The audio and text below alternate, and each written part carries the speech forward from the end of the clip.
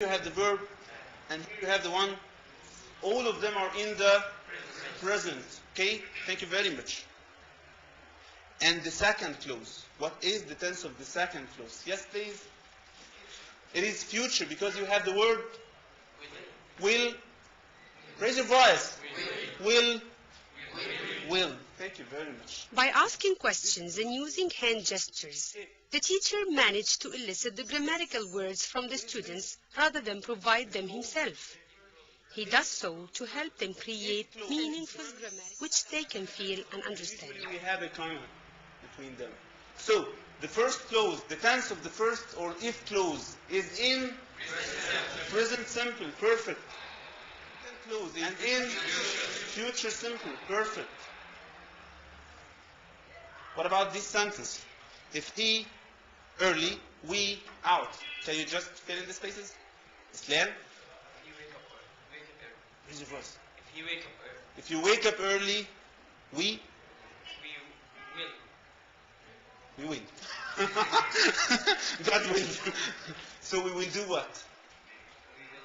We will sleep. We will go out. Perfect. If we wake up early, we will go out. Thank you. So it's not wake up, it's something different, but we will go out. I promise. Because here we have, if he comes early, we will go out. First clause is called if clause. Which tense? And second one? Future. Perfect. My question is, what we were talking about now, or what we are talking about now, it is something, as you said, in the future. Is it possible to happen or impossible to happen? So it is possible that you might get $1 million. Be ambitious, you might get it. And it's possible that you might lose your wallet. But be more active, don't do nothing. So it is possible. Therefore, the first conditional, because we call all this is a condition. You have a condition. If you lose your wallet, I will do that. If he comes early, we will go out. So it means that we have a condition to do the second part. So this is the first conditional, which is again in the future. We're talking about the future. So it is, as you said, possible. This is the point. Okay. Now we have finished, or we have talked about the conditional, which we said that it is the first conditional. It is the first conditional. It happens in, or it is talking about the future. It means that it is something, it can happen. So it means that it is possible. It is something possible. Perfect. Now, let's see something different. And I want you just to use your, not imagination, but just to try to discover what is this. First, do you know what is this sentence or this idiom? We can say a mission of do or die. Do you know the meaning of a mission or do or die? What do we mean by that? Yes, I did. Something to be or not to be? Something means to be or not to be. It means to do it or just to fail. But we should do it. Thank you very much. It means that we should do it. Can you just think about something from this? What is the picture inside if? Can you think? What is this picture about? It is about football. Which football? Gamal, yes. African football, Mary. Yes, thank you. And what do you think about African football? What do you think about our national team? What happened at the end to our national team? And especially related to a mission of do or die. What's the last matches that we should win? And did we win? No. So who said no?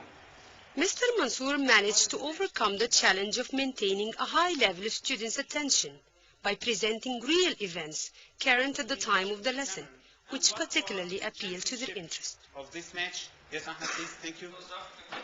It was in the African Cup. And what would have happened if we had won this match? So we would be in the semi-finals. Thank you very much. So, do you know these pictures? Do you know what are they about? What are they about? The match between EJ Cameron, that you have just said. And do you know the people in these pictures? Yes, please, can. If we won the match, Ahmed said that we would have been in the semi-finals. So it means, as you said, that we are talking about the past, something finished, something impossible because it happened in the past. So how are you going to express that, or how are you going to say that with the same words that you have told me? Unless or if. Unless or if. Whatever, one of them. Even if. Okay, let's say it with if. What sentence can you say about it? Because it's talking about the future, and this one is talking about the past, therefore we can't change it. Okay, thank you very much. So, as you have just said, the differences between both. Another last one difference. It is in the structure of the sentence. Can you tell me about them? Yeah, about the tense of the two sentences. ممكن تاني فادي, yes. Using the visuals effectively helped the students to focus not only on the meaning of the structure, but also on its form. It also helped the teacher to wrap up the presentation with a brief restatement of the main points. Or sorry, the third conditional, I mean. The second sentence is the third one. If clause past perfect, because we have... Okay. And second clause? We have a had plus have plus PP. Where is had? Would. Would, yes, perfect. Would Plus have plus have plus PP. This is the point. Thank you very much. So let's see this here now. What is this? If clause. If clause, and this one? Second clause. First clause or if clause is in? This is for? So here we have past perfect, which is? Perfect. And then second one should be? Would plus have plus PP. That's it. Would have plus PP. Can you fill in these spaces? If we, well, we, the match. Yes, Gamal? If we had played well, If we had played well, we would have won the match. Perfect. We would have won the match. So if we had played well, we would have won the match. This first or if clause again, which tense? Okay, it is its third conditional, but the first had played, past perfect, and the second one would have won. Here we have would have won. Okay, again, you said that this one is in the, therefore it is possible, but this one was in, so it is, this is the point, it is impossible. So now what we have said, that we have talked about two conditions. The first conditional, and again, let's say it, or let's make a quick revision. As you said, For the students, this kind of presentation is far more interesting than if they have their heads down in the textbook. They are watching, listening to the teacher, looking at the computer screen and the blackboard. They are contributing ideas and suggestions, and even guessing how the new structure looks. And also we have two clauses. But first, third conditional is because it, so it finished. First clause or if clause, which is had plus PP, and the second one is would have and PP. So this is what you have said, possible for the first one and impossible for the second one. Thank you very much, and for tomorrow, inshallah, we are going to continue with a third one, which is the second conditional. We are going to talk about tomorrow, inshallah. Okay?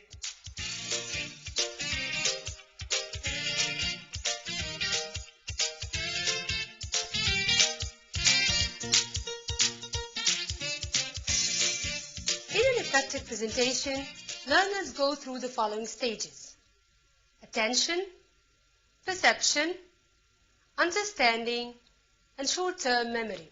Now, to sum up what took place during this presentation. First of all, Mr. Mansour managed to capture the students' attention through his strong beginning, and therefore, the first stage of attention was realized.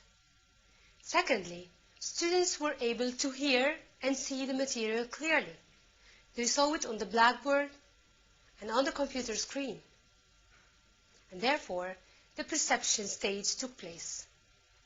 Finally, the students managed to take the information or the knowledge he has presented into the short-term memory due to the colorful, dramatic, and unusual nature of the presentation. Students were also actively involved in the presentation. They did not only see things and hear things, but they also did things, and therefore they could understand. This reminds me of an interesting Chinese proverb. It goes, I hear and I forget. I see, I remember. I do, I understand. In many classes, during the presentation stage, it's the teacher who talks while students listen. And the logic is, this is new material, and the teacher is the only one who knows it, so he has to present it, while students hear and see the presented material and do nothing until we come to practice. Mr. Mansour's class, however, tells us that it's always possible to involve students in the presentation, and it's always possible to make them do things rather than merely hear and see. Using the PowerPoint presentation and the computer as an aid of teaching was very important. It added some kind of excitement, and it is very attractive for the students. In addition, it makes some kind of motivation for students. I got the photos from the internet. I searched more than one site just to get attractive and exciting photos at the same time. It takes me somehow long to prepare the lesson, but actually more of the time was for the idea of how to design and use the computer and the PowerPoint presentation or the PowerPoint to make an exciting presentation for the students. Designing itself, if you are a professional, it's not going to take a lot of time, but you are going to take some time in creativity, thinking how to do it in an exciting way, how to make learning fun. More than that, I wanted the photos to be up to date, and at the same time, I want them about events that students saw and they live not long ago, just to feel that they are expressing something in the real life. I want authenticity. I want them to feel that they are speaking about real life. Eliciting ideas from students is a very important point. Prompts through gestures, sometimes through raising voice or changing intonation, sometimes say, now let's answer something, or what about, hey guys, let's answer something, or making some gestures by my hand, be with me. All these prompts is just to make students active. This is point. There are some students, especially with the light off while the presentation is on the screen, some students feel somehow bored and others feel sleepy, so they got more active, and just to awake them. This is important.